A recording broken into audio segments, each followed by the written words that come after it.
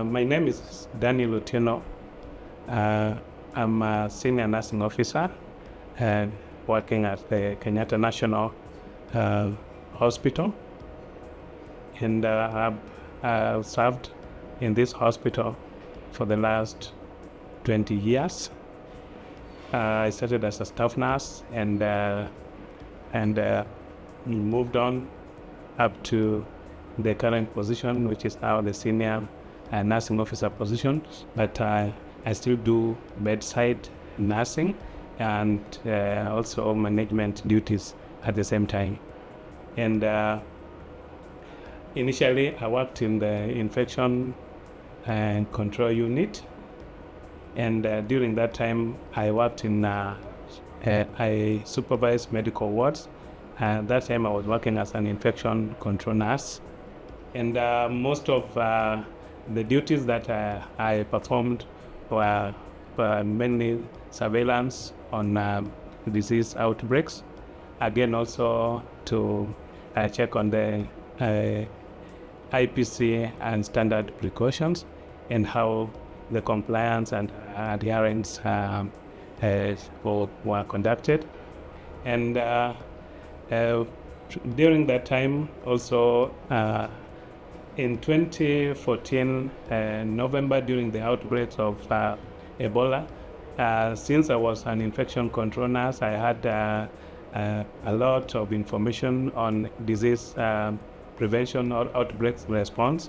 And so I got the opportunity to participate in the response in West Africa for the Ebola outbreak, Liberia in particular. I worked under IOM, USAID, and came back to Kenyatta. That time I was seconded.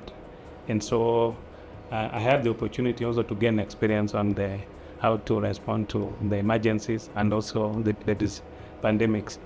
And so I also got another opportunity to work with the World Health Organization.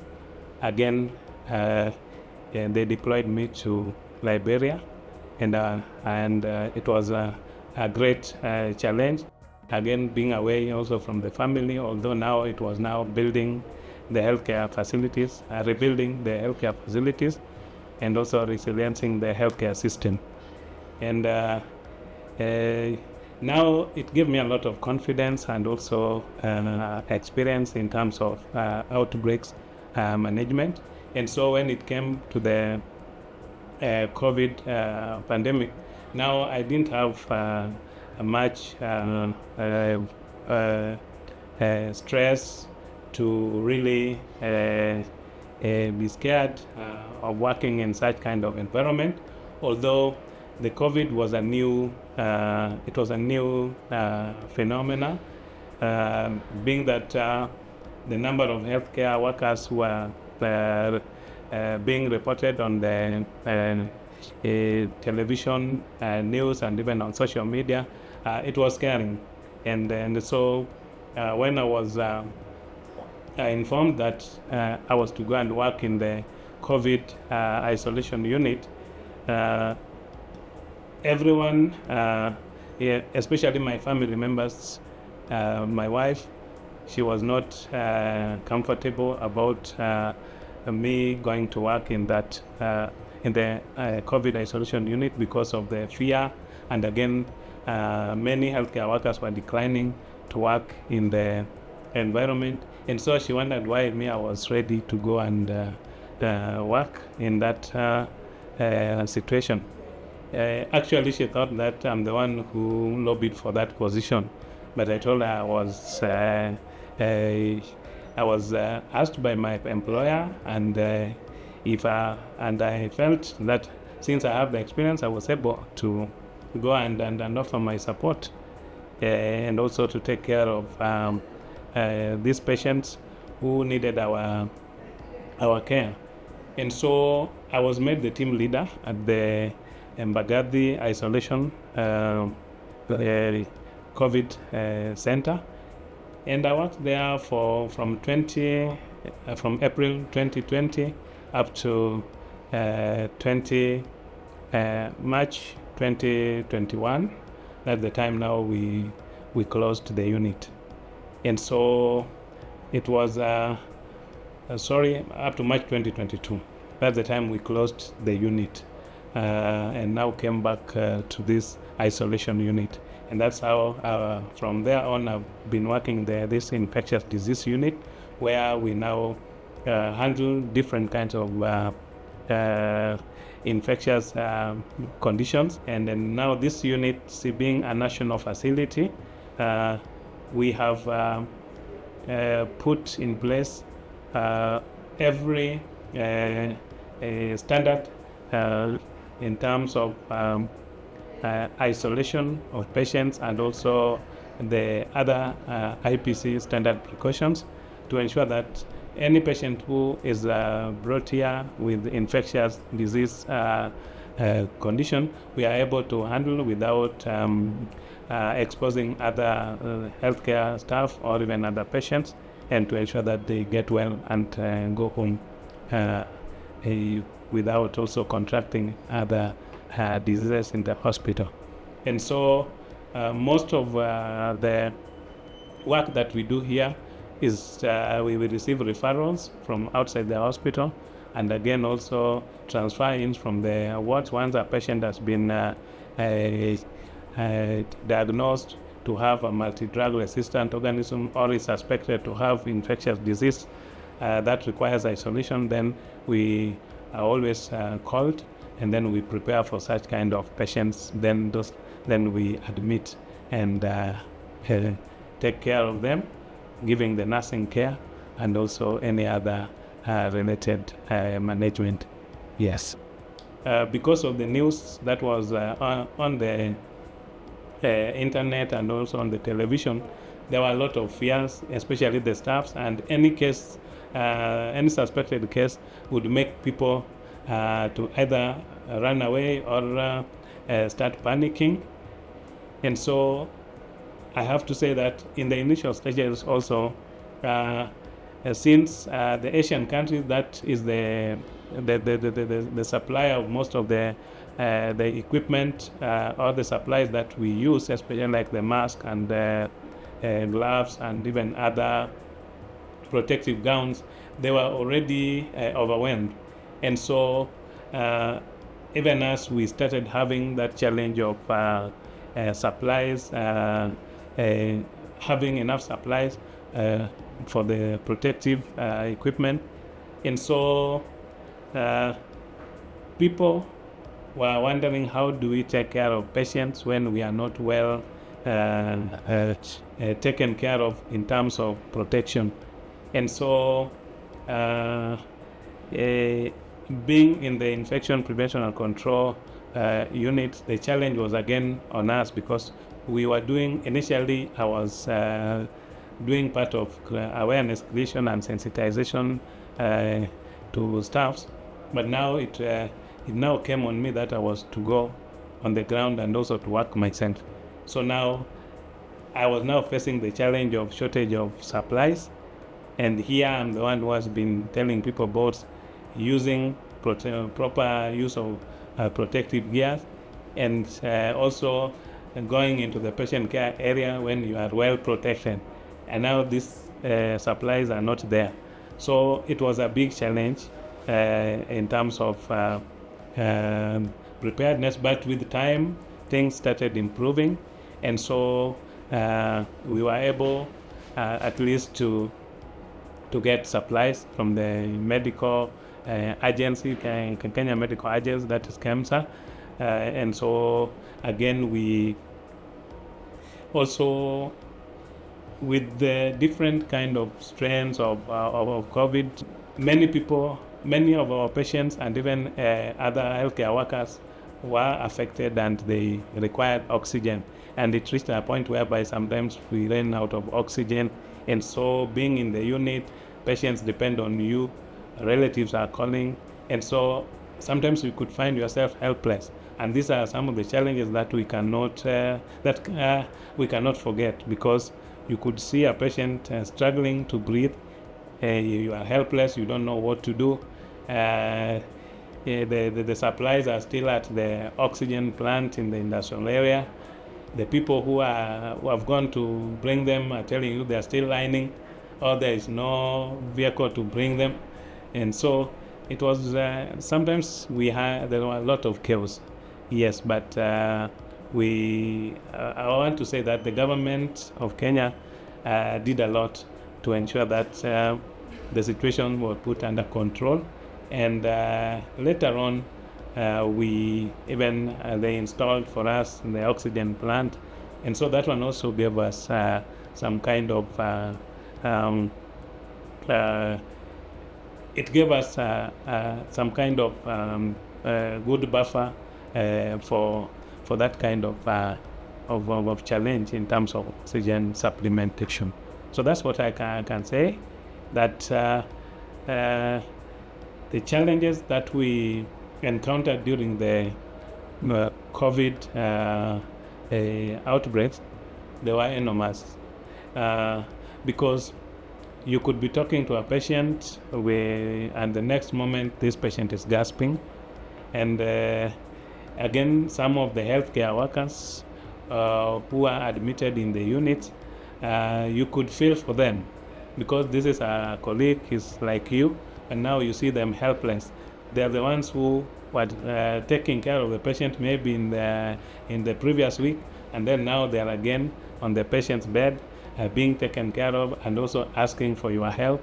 And so it used, because even when we lost some of the healthcare workers, nurses and doctors, it was always a very sad moment for us, because you could find that now if you lose this person, then you now think of yourself.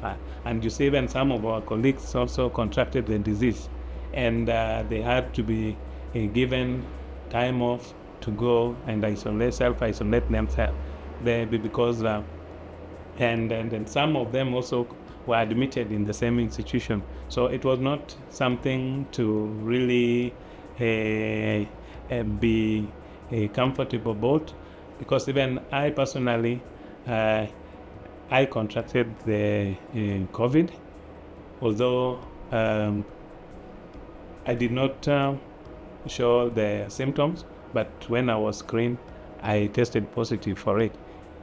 And that fear, it came because now when I was told that you look at these signs, if they happen, sometimes I could have that kind of imagine difficulty of breathing when I was in the house. So I had now just to be comforted by my wife telling me that, no, you may be just, because I was looking at it now, what next? Do I go, if I am taken to the hospital, am I going to be put for that oxygen?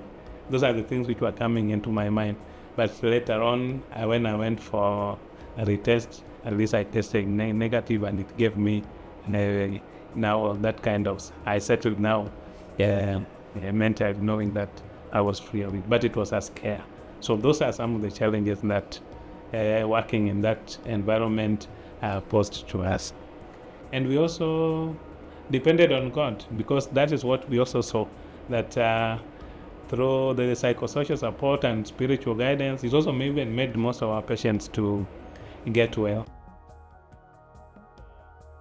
Although Kenyatta National Hospital is a world-class referral hospital, and it also handles cases even beyond the country. But during that time, we saw that we were able even to handle foreign patients, and there were many. And again, our success rate in the number of patients who recovered was also high, and that one again, it brought our hospital into the international map in terms of the best hospitals that managed COVID outbreaks.